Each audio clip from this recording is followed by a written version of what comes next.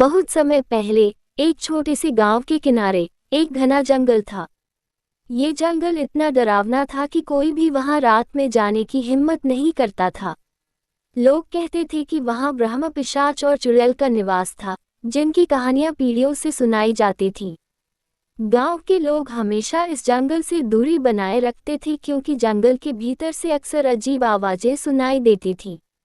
लेकिन उन आवाजों के पीछे की सच्चाई और भी भयावह थी। गांव के बाहर एक पुराना टूटा फूटा मंदिर था, जिसे लोगों ने वर्षों से त्याग दिया था। कहा जाता था कि उस मंदिर में ही ब्रह्म पिशाच का वास है। ब्रह्म पिशाच की कहानी ये थी कि वह एक पुराना संत था जो योग साधना में बहुत ऊंचे स्थान पर पहुंच चुका था, लेकिन उसकी इच्छाएं खत्म नहीं हुई थी। वह अमृतत्व चाहता था और इसके लिए उसने तंत्र मंत्र का सहारा लिया। उसके लालच ने उसे धीरे धीरे एक ब्रह्म पिशाच में बदल दिया और उसकी आत्मा शापित हो गई। अब वह पिशाच हर पूर्णिमा की रात को गांव के लोगों की आत्मा चुराने के लिए निकलता था। उसके विपरीत चुड़ैल कभी गांव की एक सुंदर युवती थी जिसका नाम चंपा था। चंपा गांव की सबसे सुंदर और दयालु लड़की थी, लेकिन उसकी नियति बहुत दुखद थी। गांव के मुखिया के बेटे ने उसके साथ धोखा किया और उसे जंगल में अकेला छोड़ दिया। गांव वालों ने उसकी मदद नहीं की और वह उसी जंगल में मर गई। उसकी आत्मा ने बदले की ठान ली और वह चुड़ैल बन गई। अब वह हर अंधेरी रात को उन लोगों को मारने के लिए निकलती थी जिन्होंने उसके साथ अन्याय किया था। एक रात गांव में एक नवयुवक आया जिसका नाम राजन था। वह शहर का निवासी था और इस अजीबोगरीब गांव की कहानियां सुनकर यहाँ आया था। वह एक साहसी युवक था और उसे डरावनी चीजों में रुचि थी। गांव के लोग उसे बार बार चेतावनी देते रहे कि वह जंगल के करीब न जाए, पर राजन ने इन बातों को मजाक में लिया। उसने सोचा कि ये सिर्फ अंधविश्वास है और कुछ नहीं। उस रात राजन ने तय किया कि वह जंगल में जाएगा और इन कहानियों की सच्चाई जानने की कोशिश करेगा।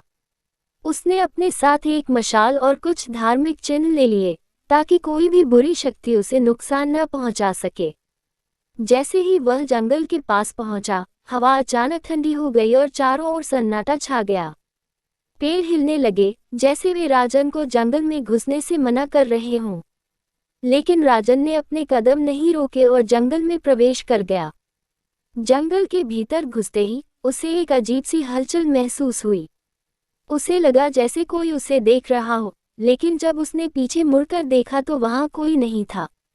धीरे धीरे जंगल और घना होता जा रहा था और हवा में एक अजीब सी गंध आने लगी। कुछ दूर चलने के बाद उसे मंदिर के खंडहर दिखाई दिए। मंदिर टूट चुका था, लेकिन उसके अंदर से हल्की रोशनी आ रही थी। राजन ने जैसे ही मंदिर के भीतर कदम रखा, उसे महसूस हुआ कि वह अकेला नहीं है। उसके सामने अचानक एक परछाई उभरने लगी।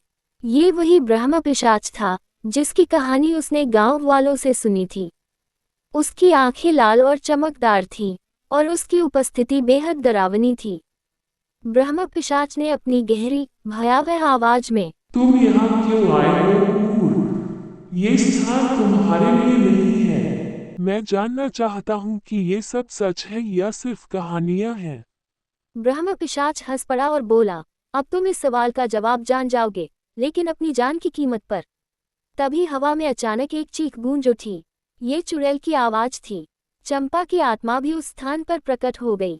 उसने राजन की ओर देखा और कहा, यहाँ से चले जाओ, नहीं तो तुम्हारा भी वही हाल होगा जो उन लोगों का हुआ था जिन्होंने मुझे धोखा दिया। राजन दोनों के बीच फंस गया था। एक और ब्रह्म पिशाच था जो उसकी आत्मा को चुराने के लिए तैयार था, और दूसरी ओर चुड़ैल थी जो अपने बदले की आग में जल रही थी। राजन ने सोचा कि अब उसका अंत आ चुका है, लेकिन तभी उसने अपने बैग से धार्मिक चिन्ह निकाले और मंत्र पढ़ने लगा। मंत्रों की शक्ति से चुड़ैल और ब्रह्म पिशाच दोनों कमजोर होने लगे। उनकी चीखें और अधिक भयावह हो गईं, लेकिन धीरे धीरे वे दोनों गायब होने लगे। राजन ने महसूस किया कि उसे एक मौका मिला है और वह तुरंत जंगल से बाहर भागने लगा। जब वह गांव पहुंचा तो वह बुरी तरह से थक चुका था। गांव के लोग उसकी हालत देखकर समझ गए कि उसने जंगल में क्या देखा होगा। राजन ने अपनी कहानी सुनाई और कहा, वे दोनों असली हैं और वे दोनों अब भी उस जंगल में हैं। गांव वालों ने उसकी बात सुनी और तय किया कि अब वे जंगल के आसपास और सुरक्षा के उपाय करेंगे ताकि कोई और उस जंगल के भीतर न जा सके। उस दिन के बाद से गांव वालों ने उस जंगल के चारों ओर एक बड़ी दीवार खड़ी कर दी और किसी को भी वहां जाने की अनुमति नहीं दी। राजन गांव में कुछ दिन और रुका और फिर वापस शहर लौट गया। वह अब समझ चुका था कि कुछ कहानियां केवल कहानियां नहीं होती, उनमें एक सच्चाई छिपी होती है जिसे नजरअंदाज नहीं किया जा सकता। गांव के लोग अब भी उन रातों को याद करते हैं जब चुड़ैल और ब्रह्म पिशाच जंगल में विचरण करते थे। वे जानते थे कि वे शक्तियां अभी पूरी तरह से खत्म नहीं हुई हैं, वे बस सो गई हैं। और जो कोई भी उस जंगल में दोबारा जाएगा, उसका सामना उसी भयावह सच्चाई से होगा। और इस तरह उस गांव की कहानियां आप भी लोगों को डराती हैं और उन्हें याद दिलाती हैं कि कभी कभी अंधविश्वास और वास्तविकता के बीच की रेखा बहुत धुंधली होती है।